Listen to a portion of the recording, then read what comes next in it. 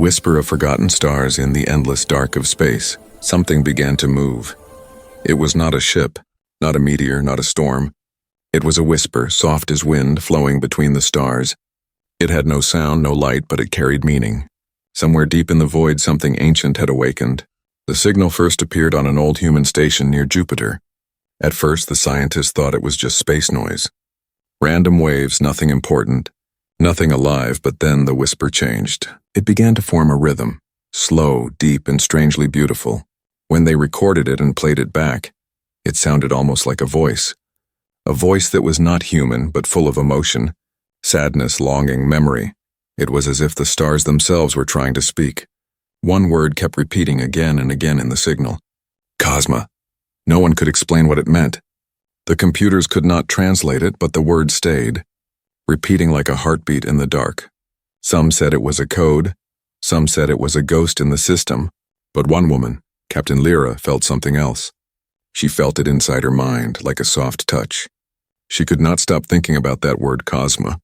Captain Lira was not new to strange things. She had spent half her life exploring the edges of the galaxy. She had seen stars collapse, comets glow brighter than cities.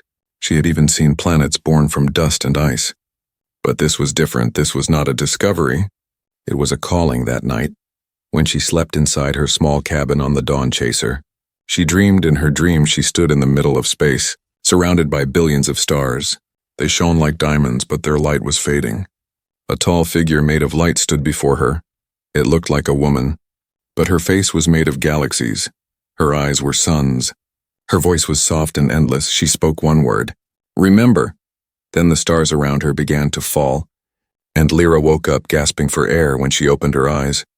The ship's lights were flickering. Her computer was on, though she had turned it off on the screen. There was a single message blinking, Cosma remembers. She stared at it, her heart pounding. She tried to delete it, but the message would not go away. Even when she turned off the power, she could still see the words glowing faintly on the dark screen. From that day, strange things began to happen. Whenever the ship passed through star fields, the stars seemed to pulse. They blinked in patterns that matched the whisper. When she listened closely to the sound of the engines, she could hear the same rhythm, the same soft echo. It was everywhere, following her like a shadow. On the Mars Research Center, scientists were arguing about the meaning of the signal. Some said it was just a lost echo from an old pulsar. Others said it was a sign of intelligent life. But there was one man, an old astronomer named Darren. He said it was something much older. He told a story from forgotten archives, a story that few believed. He said that long before human life, before even galaxies formed, there was a being who created the stars. She sang light into the dark. She gave life to suns and planets. Her name was Cosma.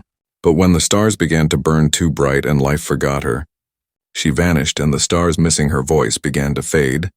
Lira listened to his story through a video call. The connection was weak, but his eyes were serious. He told her that some people thought the whisper was her return, Cosma's voice calling out across time and space.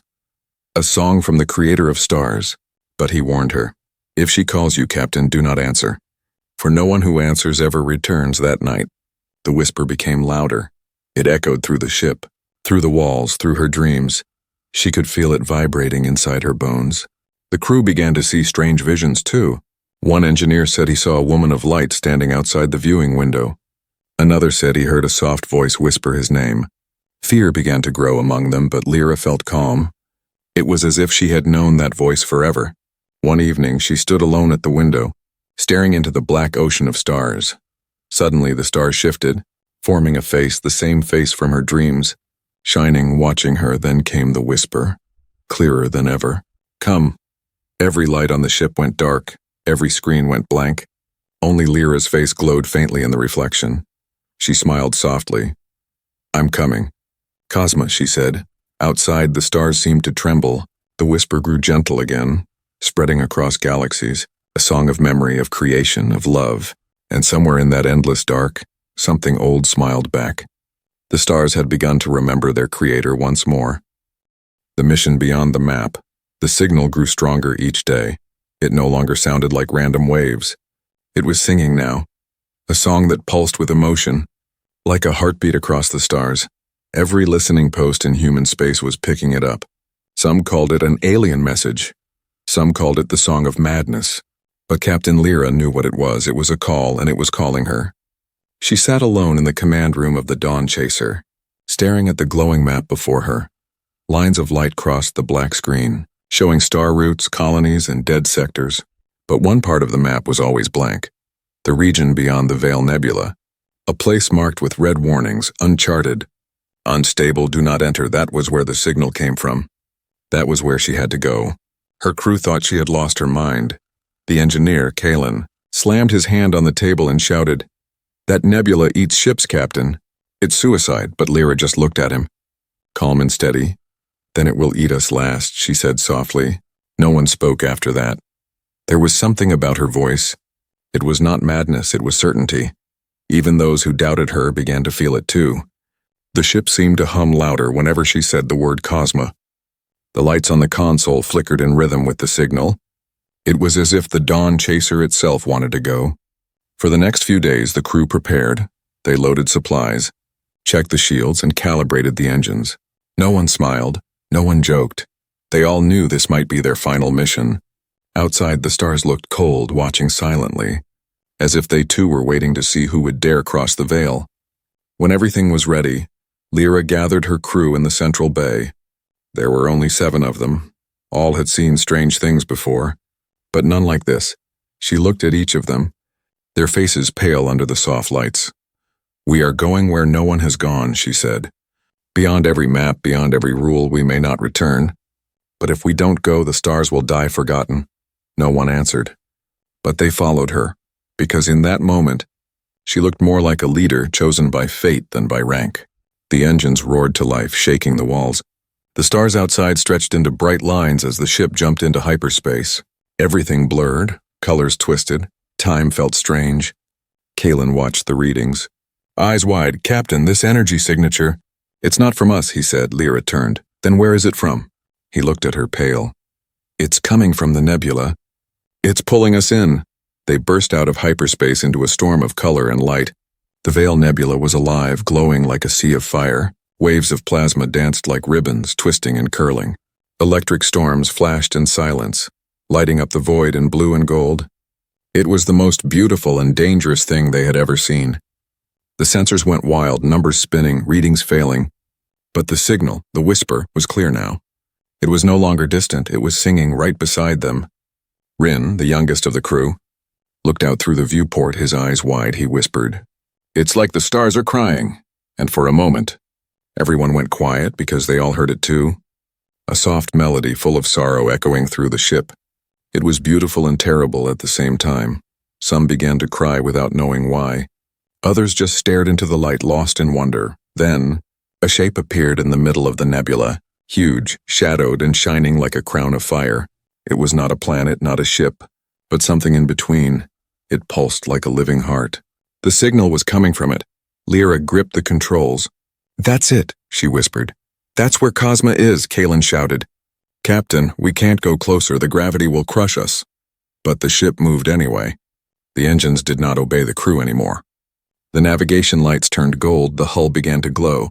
Something unseen was guiding them, pulling them deeper into the storm. As they passed through the clouds of the nebula, they saw lights moving outside.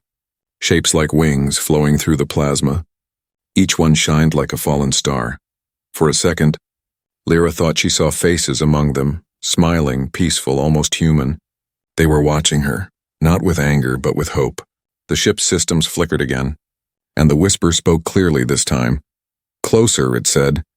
Lyra's hands tightened on the controls. She felt her heart beating in rhythm with the voice. The crew held their breath, the stars outside flashing like eyes. And as the ship entered the heart of the nebula, everything went white.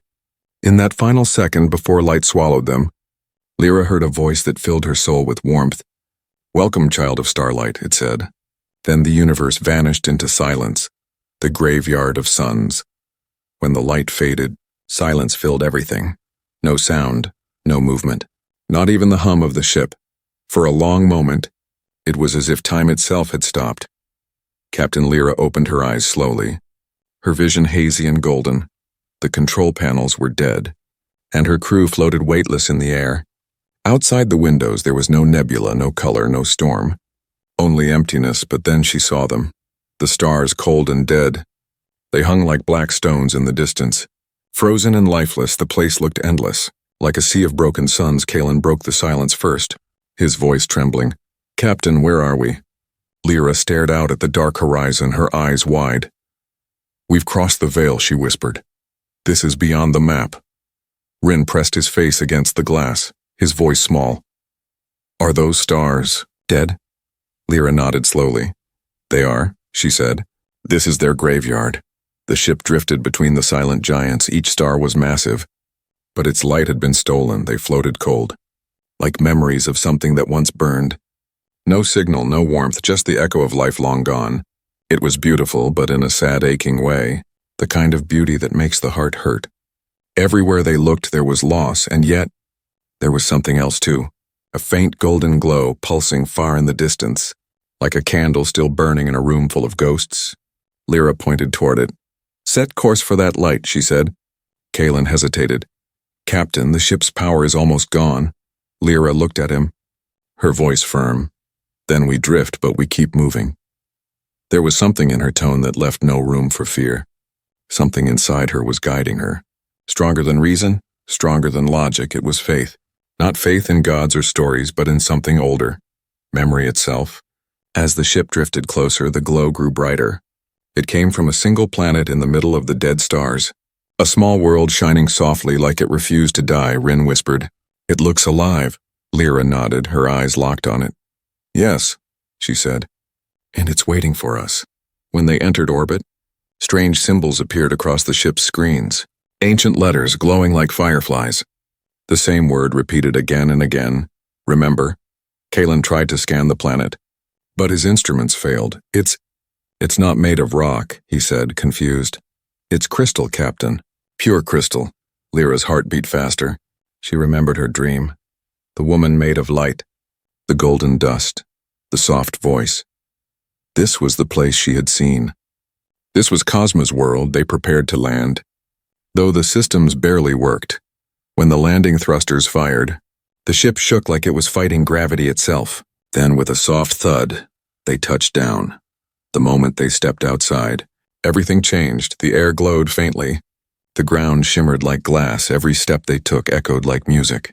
It was silent, yet the silence had a rhythm, a heartbeat hidden beneath the stillness. The sky above them was strange, filled with stars that didn't shine. They were reflections, trapped like memories on the glassy surface of the atmosphere. When Rin looked up, he gasped, "Captain, the stars, they're moving." Lira followed his gaze, and she saw it too. The stars shifting into shapes, faces, eyes, hands reaching. It was as if the stars were alive but sleeping, their light locked away, waiting to wake. As they walked farther, they found tall structures made of glowing crystal. They weren't buildings or towers, and they were like tombs. Each one pulsed faintly, like a heartbeat trapped in stone. And written on each surface was the same message in ancient runes. "Remember the Creator." The words were warm to the touch. As if alive, Rin's voice shook. "Captain, who made these?" Lira whispered, "The one who made the stars." They reached a large open field where the light was brightest. At the center stood a pool of golden water, perfectly still. When Lira stepped closer, she saw her reflection. But behind her reflection, another face appeared. A woman made of light, standing tall, her eyes burning like suns, Cosma. The same being from her dreams. She didn't speak, but the world around her seemed to breathe.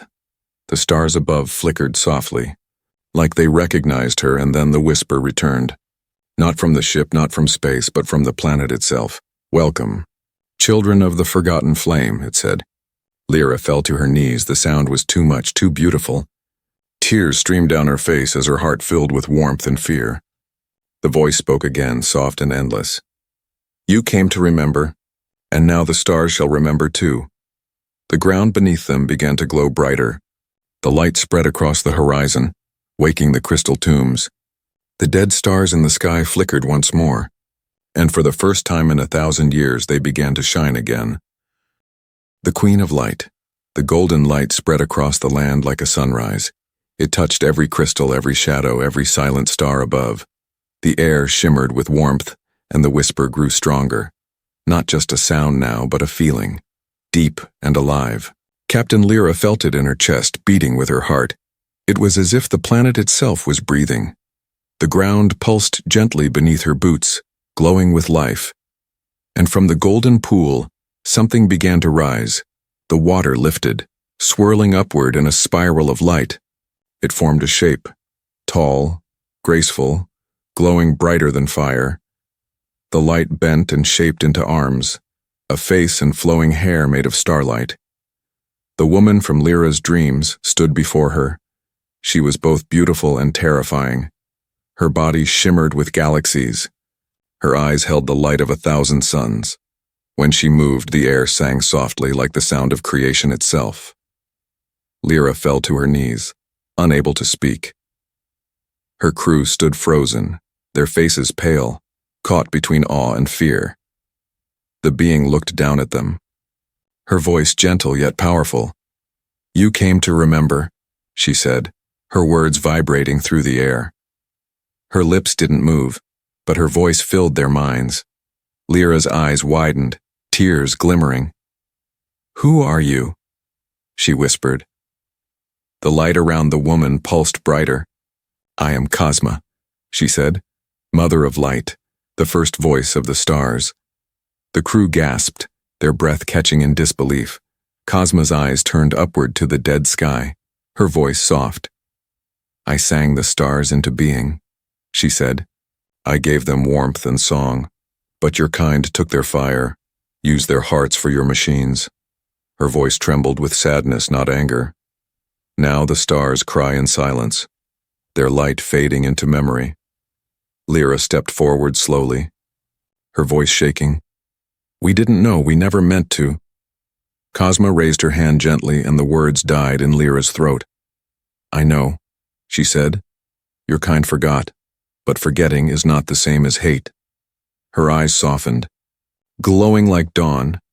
"You came because you heard their call, the call of those who remember." The crystals around them began to glow brighter. Images appeared inside their surfaces, visions of newborn stars, swirling nebulae, galaxies forming from light. They saw Cosma singing, her voice painting the universe with color. Every note she sang created worlds. Every breath gave birth to suns. It was creation through music, through love. But then the light in her song dimmed. The stars she made began to burn too hot, consumed by creatures who forgot her name.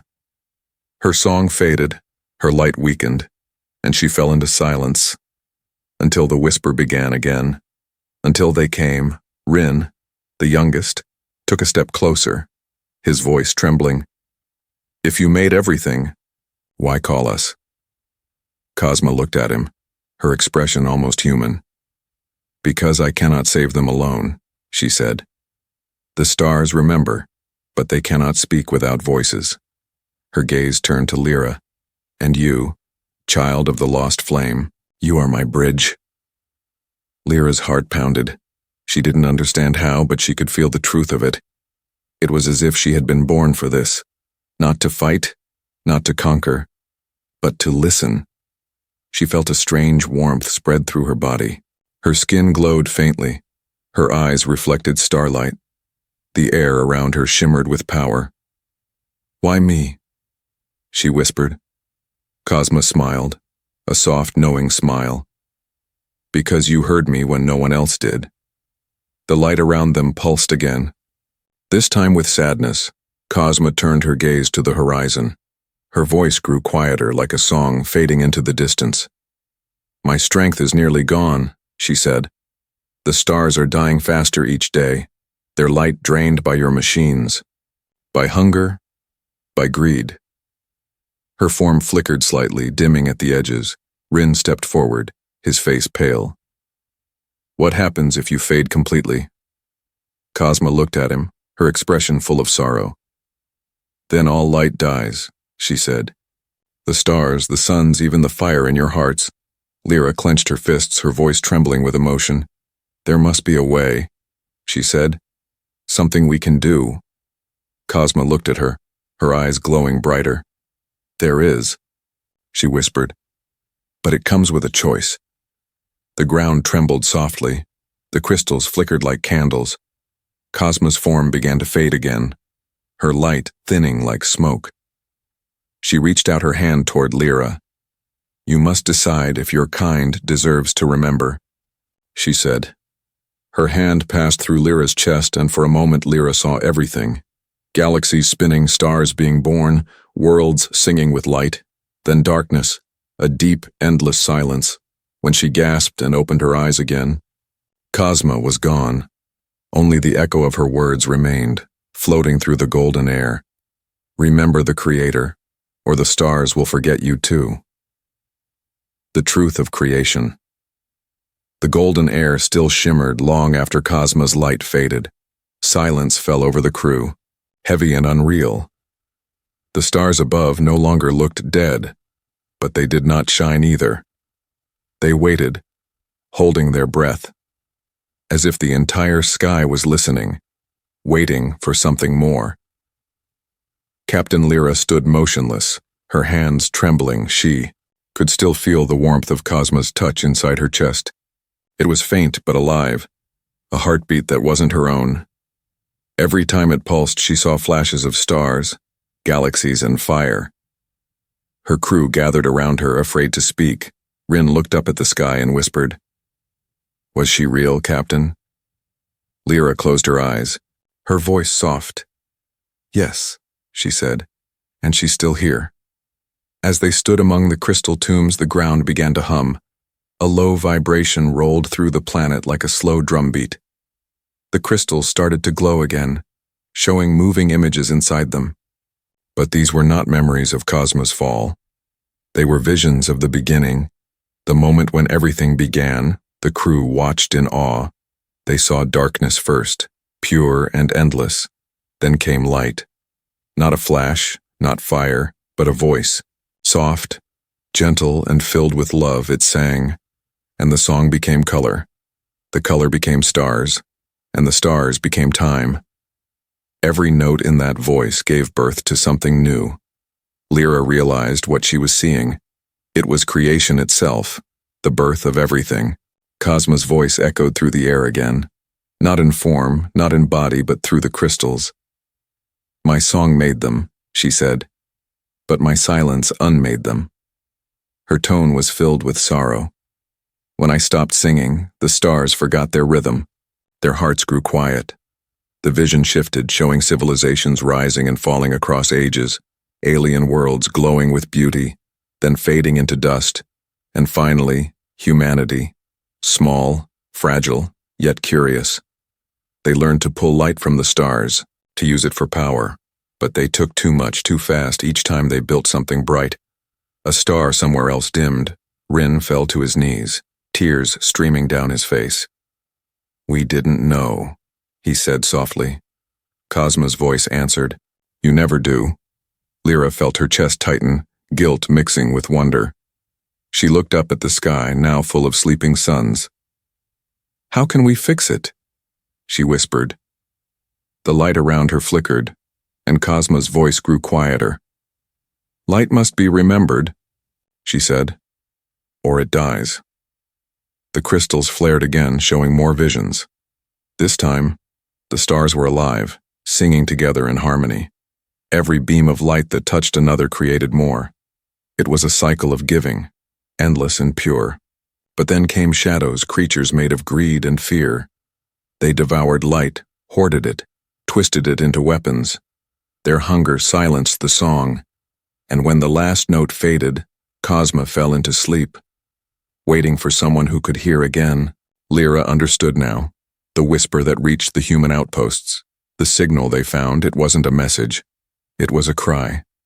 The last echo of a dying creator calling to anyone who still remembered. Her throat tightened as she spoke. "You didn't call us by chance, did you?" Cosma's voice replied, "You are born from light, same as my children, but your hearts forgot." Her tone softened. "Still, even forgotten light can be found again." The ground beneath them shook gently. A wave of golden energy rolled outward, touching the horizon. The dead stars above flickered one after another. It looked like the universe was trying to wake up. But the light was weak, fading fast. Cosma's voice trembled.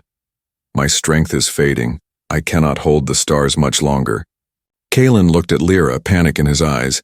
Captain, if she fades, everything goes dark. Lira nodded slowly, her mind racing. What if we give her power? She said. Our ship still has energy left. Kalen shook his head. Not enough to save her, but enough to get us home.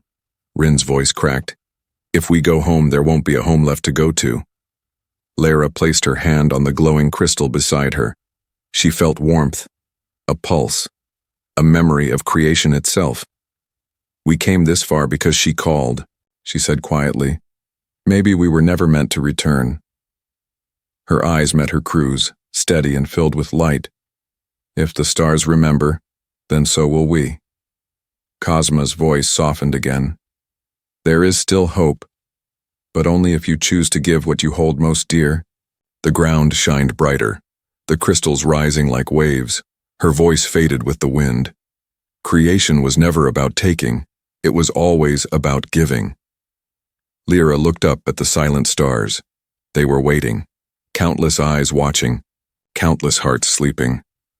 She turned back to her ship, her decision burning inside her chest.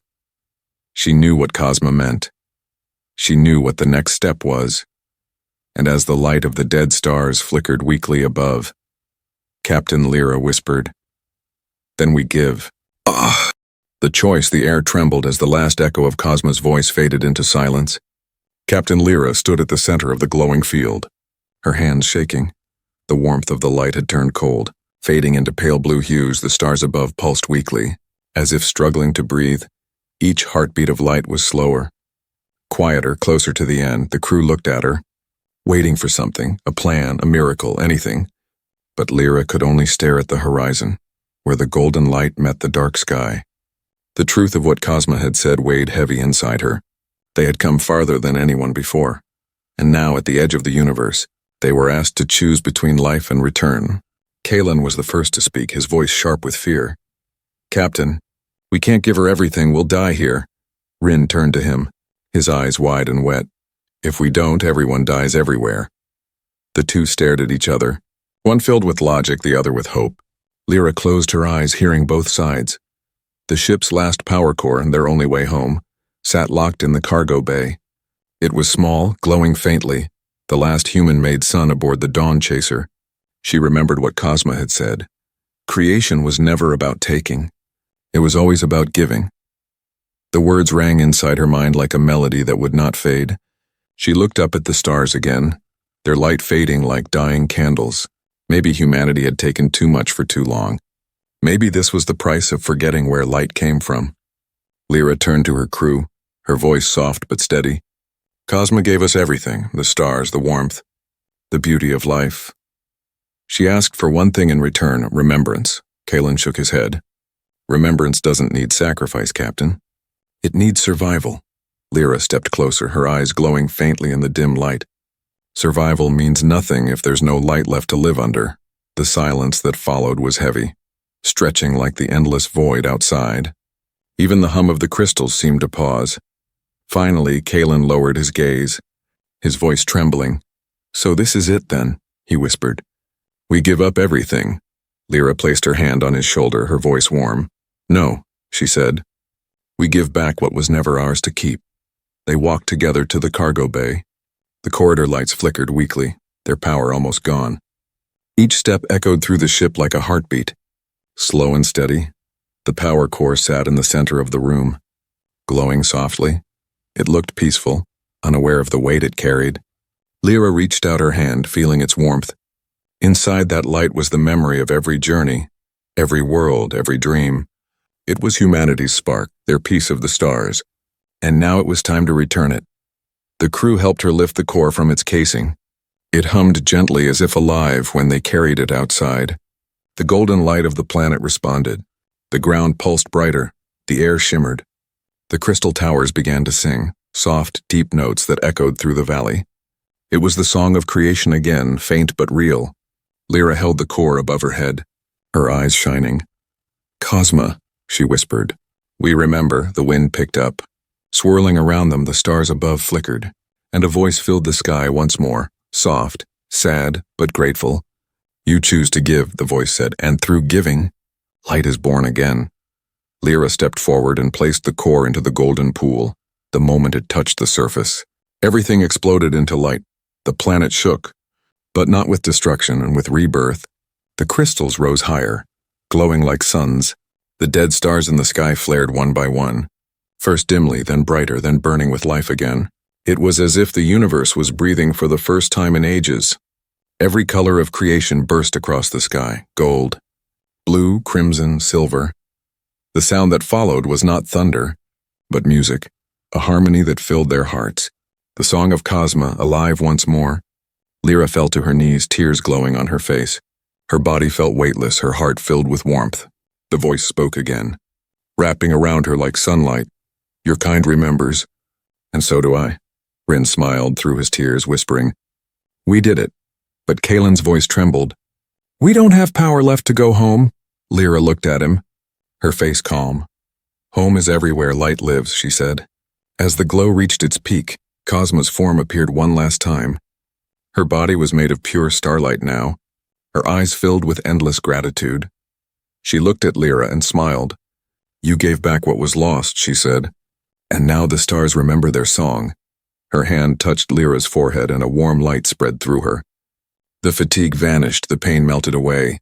For a moment, Lira felt what Cosma felt, and infinity, creation, love. Then, the voice faded again, whispering into the stars, "Live in the light, and never forget." The sky burned bright, the universe alive once more, and the dawn chaser, though powerless, drifted gently among stars that had awoken. Their mission was over, but their story had become part of the cosmos itself. In giving, they had remembered, and in remembering, they had saved the light. Where stars remember their creator, the stars burned brighter than they had in 1,000 years. Each one pulsed with life, like hearts beating in rhythm across the galaxy. Their light traveled through space, touching worlds, moons, and sleeping civilizations. The universe was awake again, and for the first time in ages it remembered. On the small crystalline world that had been the heart of the graveyard, the air shimmered softly. The dawn chaser floated above the glowing horizon, powerless but surrounded by living starlight. Inside the ship, Captain Lira sat by the viewing window, her reflection golden in the light. Her crew rested quietly, exhausted yet peaceful. No one spoke because there were no words left to describe what they had seen. They had witnessed the rebirth of creation, and somehow they were still alive. Lira looked up at the stars, and for a moment, she thought she saw faces in the light. Not human faces, but the memories of ancient suns. She could almost hear them singing, their voices blending into one great chorus. It was the same melody that had once called her across the void. The same song Cosma had sung at the dawn of time. Now it was alive again, carried by every star in the sky. Rin stirred beside her, his eyes half open. "Captain," he whispered softly, "we did it, didn't we?" Lira nodded slowly, her voice faint. "Yes, Rin. We did," but deep inside, she knew it wasn't just them. They were only the hands, the hearts that had answered the whisper. The true work had been done by something greater, something eternal. Outside, the golden pool on the planet's surface still glowed faintly. It pulsed once every few seconds like a living heart. Each pulse sent waves of light across the land, reaching the skies. The dead stars far above answered with gentle flashes. They were alive again, remembering the song of their maker. Cosma's gift was spreading across the cosmos. One star at a time, Kalen stood behind Lira, his voice steady but filled with awe. "Captain, look at the data. The stars are changing. It's like they're linked." Lira smiled, her eyes wet. "They are, Kalen," she said. "They always were. We just forgot to listen." She looked down at the flickering console. The screens were blank, the ship without power, but outside, the light of the stars grew stronger, reflecting off the hull. It was as if the universe itself refused to let them fall into darkness again. Suddenly, the ship's interior filled with a soft golden glow. It wasn't electricity, it wasn't machinery. It was the light of the stars flowing in. The panels lit up, not from circuits, but from the energy of creation itself. Rin gasped, "It's Cosma," and Lira nodded, smiling faintly. "Yes, she hasn't left us. A familiar warmth filled the room, and a voice echoed gently through the air. "Your journey is done, children of light." Cosma's voice was soft now, like a lullaby carried by the wind. "You remembered, and because of that, the stars will never forget again." Lira closed her eyes, feeling tears on her cheeks. "What happens to us now?" she whispered. There was silence. Then the voice replied, "You return to the light." As all things do, the ship lifted gently without engines. Rising above the glowing world, the stars outside aligned, their light forming paths through the dark. It was as if the universe was opening its arms. Guiding them home, Lira turned to her crew, each one glowing softly in the starlight. They were no longer afraid, only calm, filled with a quiet peace.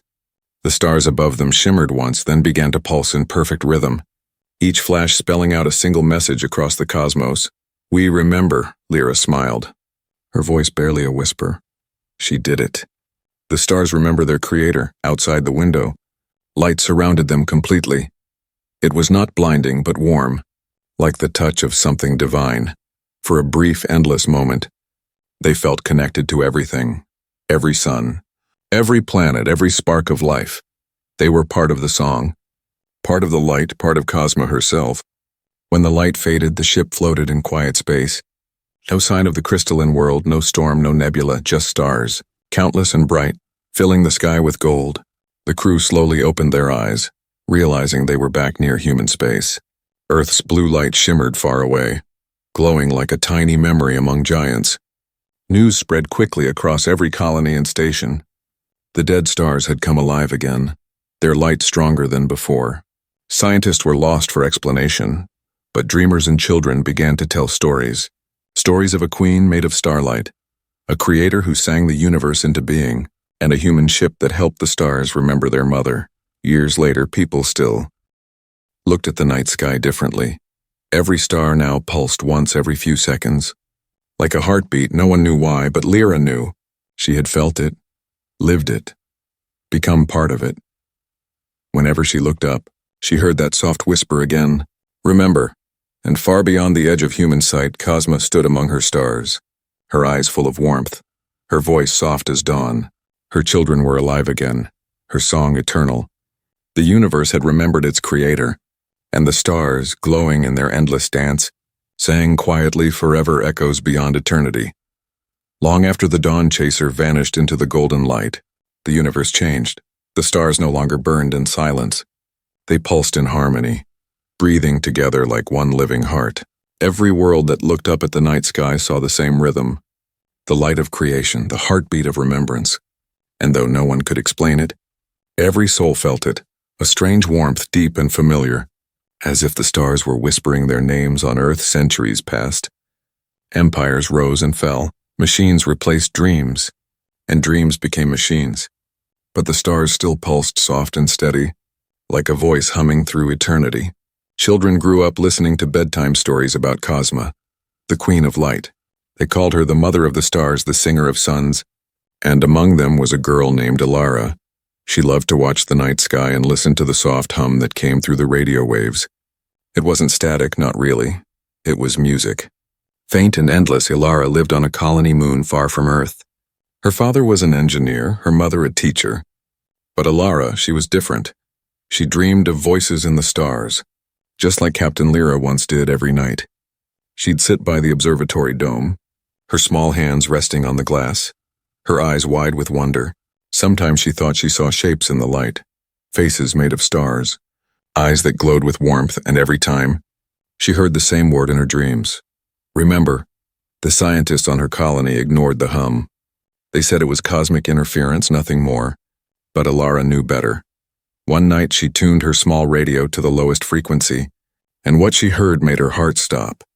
It was a voice, gentle, melodic, filled with light, it said. The song must never fade. Then the transmission ended, leaving her room glowing faintly with golden light. From that night, Ilara couldn't rest. Something inside her awakened, a feeling she couldn't explain. She began to draw strange symbols, circles of light, spirals, stars connected by lines. Her teachers were puzzled. Her parents worried, but deep in her heart, she knew she wasn't imagining it. The universe was speaking to her, calling her the same way it once called Lira.